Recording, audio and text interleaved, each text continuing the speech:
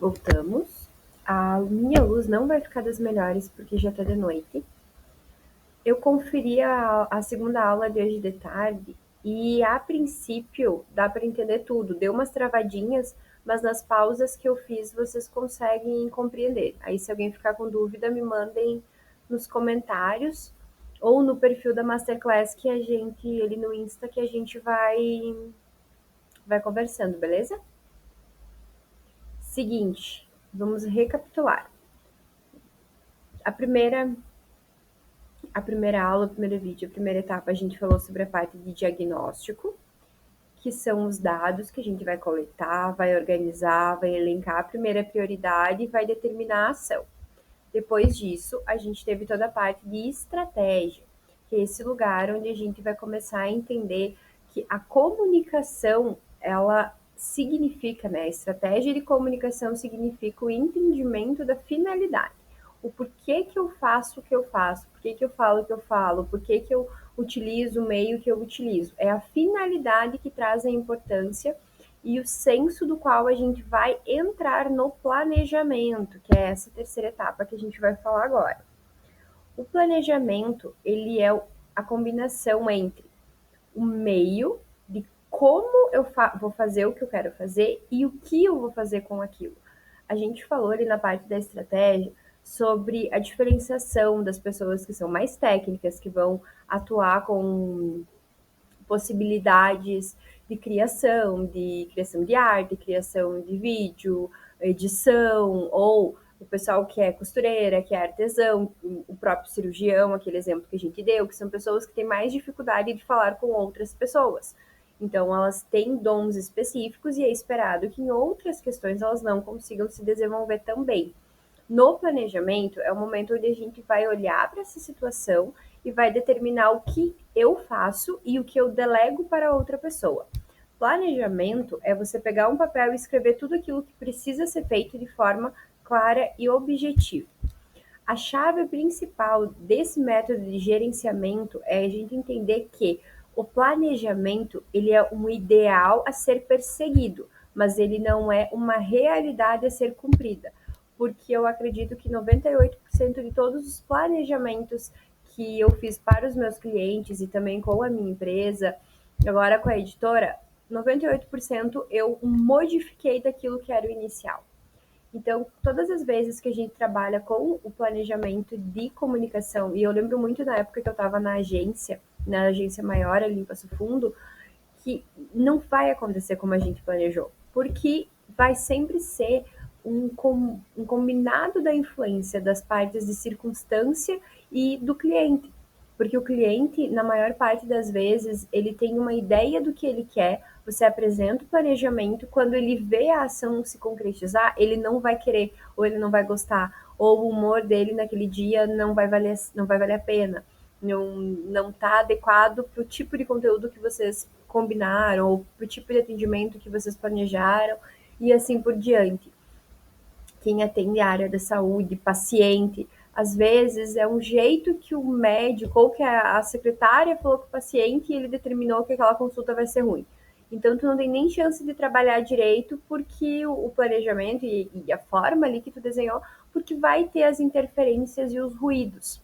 O planejamento é a chave para você controlar o seu comportamento. Eu tenho uma ideia central de como vai ser a própria masterclass. Eu fiz um planejamento das aulas do que eu vou passar para vocês. Dependendo do que vocês receberem do que eu estou passando, vai ter gente que não vai gostar do meu tom de voz, vai ter gente que vai achar ruim o formato da apresentação dos slides, vão ter pessoas que não vão gostar da imagem, vai ter gente que vai reclamar de absolutamente tudo. Mas, beleza, é um direito da pessoa reclamar? Pode ser que sim, mas isso não muda o planejamento inicial e a mensagem e a finalidade daquilo que eu estou passando para vocês, porque isso é normal. O mais importante do planejamento é a gente ter a chave que controla o nosso próprio comportamento. Eu fiz a ação, eu fiz o planejamento, ou melhor, vamos começar lá do início. Eu fiz o diagnóstico, todas as etapas, eu fiz a estratégia, eu cheguei no planejamento, eu vou montar algo. E aqui entra a questão, é escrever, gente. Vocês vão ter que escrever o que vocês vão fazer, o que vocês querem. Escrevam tudo em detalhes de formas objetivas. Eu vou enviar o material para gráfica, entende? Algo claro, uma ação concreta. E você vai lá e vai dando checklist naquilo que você fez. Muitas das coisas que você colocar nesse planejamento, como eu falei, 98%, vão se transformar durante a execução.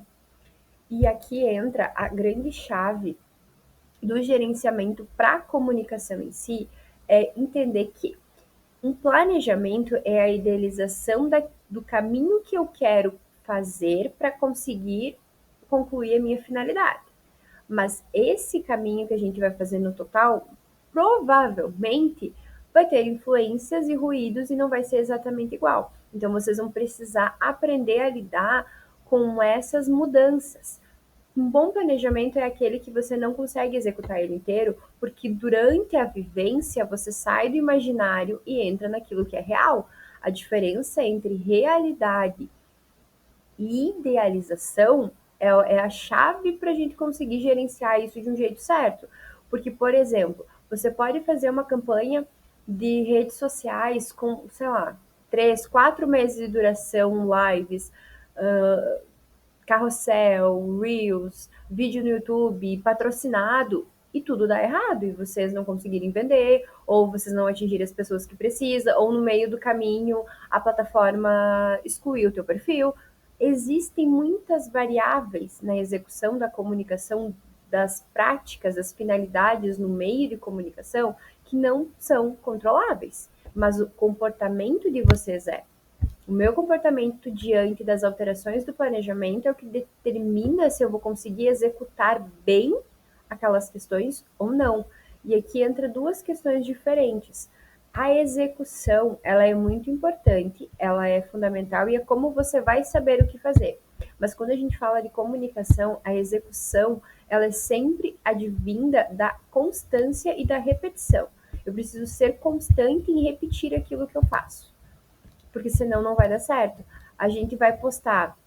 Estou usando a rede social porque é um caminho mais fácil para vocês entenderem. Mas, por exemplo, a gente pode voltar naquela ideia do jornal, da matéria de jornal, que o jornalista apresenta na TV, por exemplo. É uma matéria que às vezes ele vai ter que repetir ela muitas e muitas vezes. É uma novela, por exemplo, o tema de uma novela, a música, a trilha sonora, ela repete às vezes durante 6, 7, sei lá, 10 meses, um ano, não sei quanto tempo dura uma novela, não assisto novela faz muitos, muitos anos.